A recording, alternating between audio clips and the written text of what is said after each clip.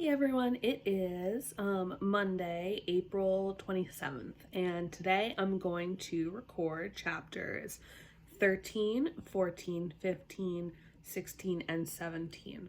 We're getting kind of close to the end of the book. The first chapter, chapter 13, is called A Trogglehumper for the Flesh Lump Eater. And if you remember, the Trogglehumper is like a bad dream, like a nightmare. And your question for this chapter is, what kind of trouble did the Trogglehumper nightmare cause for the giants? All right, a Trogglehumper for the Flesh Lump Eater. They is always having 50 winks before they goes scumpering off to hunt human beings in the evening, the BFG said. He stopped for a few moments to let Sophie have a better look. Giants is only sleeping every now and then, he said. Not nearly as much as human beings. Human beings is crazy for sleeping. Is it ever occurring to you that a human being who is 50 is spending about 20 years sleeping fast? I must admit that it never occurred to me, Sophie said. You should allow it to occur to you, the BFG said. Imagine it, please. This human being who says he is 50 has been fast asleep for 20 years and is not even knowing where he is, not even doing anything, not even thinking. It's a funny thought, Sophie said. Exactly, the BFG said. So what I is trying to explain to you is that a human being who says he is 50 is not 50, he is only 30. What about me? Sophie said. I am 8.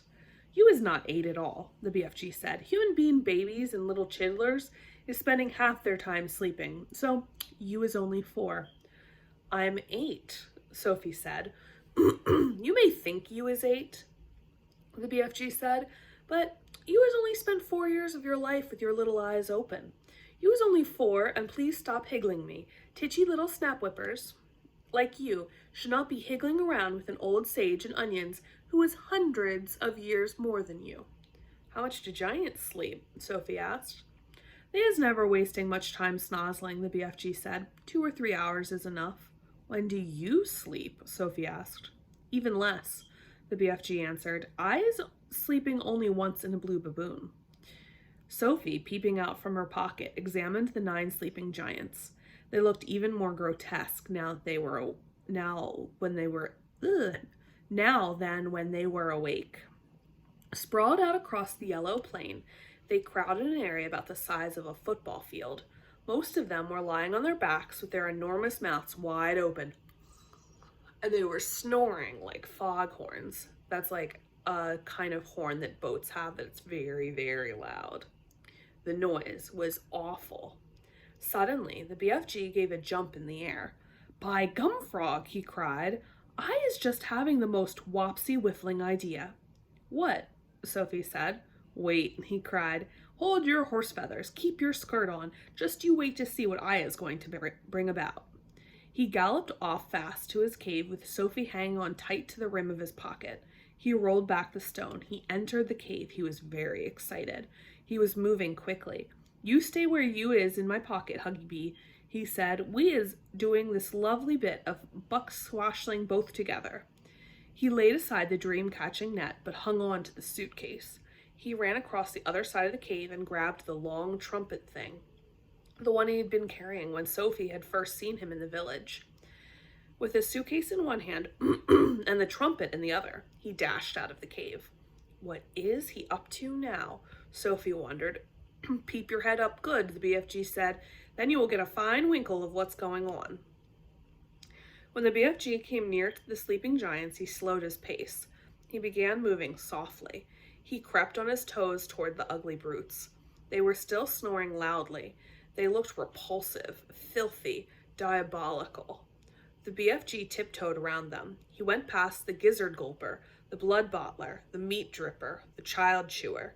Then he stopped. He had reached the flesh lump eater. He pointed at him. Then he looked down at Sophie and gave her a big wink. He knelt on the ground, and very quietly he opened the suitcase. He took out of it the glass jar containing the terrible, nightmarish Trogglehumper.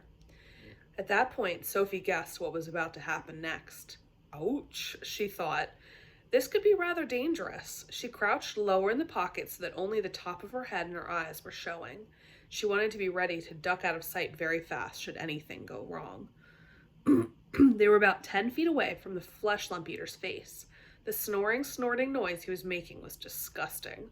Every now and again, a big bubble of spit formed between his two open lips, and then it would burst with a splash and cover his face with saliva. His face was just covered in spit while he was sleeping. Taking infinite care, the BFG unscrewed the top of the glass jar and tipped the squiggling, squirming, faintly scarlet Trogglehumper into the wide end of his long trumpet. He put the other end of the trumpet to his lips. He aimed the instrument directly at the flesh lump eater's face. He took a deep breath, puffed out his cheeks, and then, poof, he blew. Sophie saw a flash of pale red go darting toward the giant's face. For a split second, it hovered above the face. Then it was gone. It seemed to have been sucked up the giant's nose. But it had all happened so quickly, Sophie couldn't be sure. "We had better be skiddling away quick to where it is safe," the BFG whispered. He trotted off for about 100 yards, then he stopped. He crouched low to the earth. "Now," he said, "we is waiting for the gun and flames to begin." They didn't have long to wait. The air was suddenly pierced by the most fearful roar Sophie had ever heard, and she saw the flesh lump eater's body, all 54 feet of it, rise up off the ground and fall back again with a thump. Then it began to wriggle and twist and bounce about in the most violent fashion. It was quite frightening to watch. "Ew!" roared the flesh lump eater. "Aye! Ow!" "He's still asleep," the BFG whispered. "The terrible troggle-humping nightmare is beginning to hit him." "Serves him right," Sophie said. She could feel no sympathy for this great brute who ate children as though they were sugar lumps. "Save us!" cried the flesh lump eater, thrashing about madly. "He is after me! He is getting me!" The thrashing of limbs and the waving of arms became more violent by the second. It was an awesome thing to watch such a massive creature having such mighty convulsions. That means like shaking so much from being scared. "It's Jack!" bellowed the flesh lump eater. "It's the most grewful, grunchiest Jack! Jack is after me! Jack is whack-crackling me! Jack is spike-sticking me! Jack is splunking me!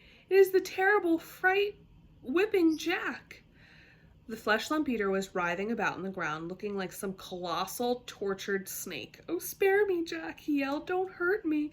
"Jack? Who is this Jack he's on about?" Sophie whispered. "Jack is the only human being all giants is frightened of," the BFG told her. "They is all absolutely terrified of Jack. They is all hearing that Jack is a famous giant killer." If you guys remember Jack and the Beanstalk, they're talking about that story. They've heard about Jack from Jack and the Beanstalk when he kills the giant. "Save me!" screamed the flesh lump eater. "Have mercy on this poor little giant. The beanstalk, he is coming at me with his terrible spike-sticking beanstalk. Take it away. I is begging you, Jack. I is praying you not touch me with your terrible spike-sticking beanstalk." "Us giants," the BFG whispered, "is not knowing very much about this dreaded human being called Jack. We is knowing only that he is a famous giant killer, and that he is owning something called a beanstalk. We is knowing also that the beanstalk is a fearsome thing, and Jack is using it to kill giants." Sophie couldn't stop smiling. "What is you giggling at?" the BFG asked her, slightly nettled. "I'll tell you later," Sophie said. So she's probably going to tell him about like Jack and the Beanstalk being a kid's story. The awful nightmare had now gripped the great brute to such an extent that he is tying his whole body into knots. "Do not do it, Jack," he screeched. "I was not eating you, Jack. I is never eating human beings. I swear I have never gobbled a single human being in all my wholesome life." "Liar," said the BFG. Just then, one of the flesh lump eating's flailing fists caught the still asleep, meat-dripping giant smack in the mouth. At the same time, one of his furiously thrashing legs kicked the snoring, gizzard-gulping giant right in the guts. Soon the injured giants woke up and leaped to their feet. "He is swiping me right in the mouth," yelled the meat dripper. "He is bone swaddling me smack in the guts," shouted the gizzard gulper. The two of them rushed at the flesh lump eater and began pounding him with their fists and feet. The wretched flesh lump eater woke with a bang. He awoke straight from one nightmare into another. He roared into battle, and in that bellowing, thumping, rough and tumble that followed, one sleeping giant after another either got stepped upon or kicked. Soon all 9 of them were on their feet, having the most almighty free-for-all. They punched and kicked and scratched and bit and butted each other as hard as they could. Blood flowed, noses went crunch, teeth fell out like hailstones. The giants roared and screamed and cursed, and for many minutes the noise of battle rolled across the yellow plain. The BFG smiled a big wide smile of absolute pleasure. "I is loving it when they is all having a good toughin' rumble," he said. "They'll kill each other," Sophie said. "Never," the BFG answered. "Those beasts is always bishing and walloping at each other. Soon will be getting dusky and they will be galloping off to fill their tummies." "They're coarse and foul and filthy," Sophie said. "I hate them." As the BFG headed back to the cave, he said quietly, "We certainly was putting that nightmare to good use, though, wasn't we?" "Excellent use," Sophie said. "Well done, you." And that is the end of chapter 13. So remember, your question is, what kind of trouble did the Trogglehumper nightmare cause for the giants? All right, I'll see you when I record the next chapter.